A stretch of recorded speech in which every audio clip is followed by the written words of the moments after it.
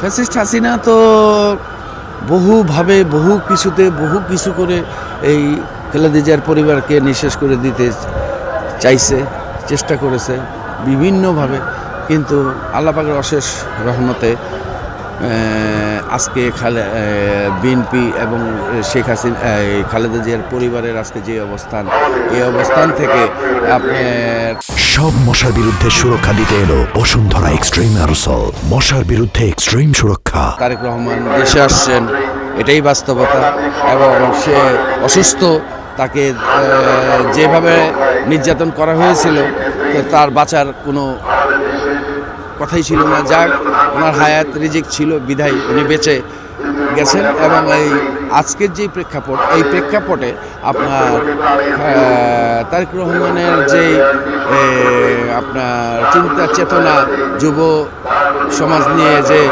এই দেশ গঠন করবে, সেই নতুন বাংলাদেশ গড়বে, সেই প্রতিযোগিতায় সে অনেক এগিয়ে। এবং সামনে যে 12ই ফেব্রুয়ারি নির্বাচনে তা পরিস্ফুটিত হবে, সেটাই এখন বাংলাদেশের জনগণের দেখার বিষয়।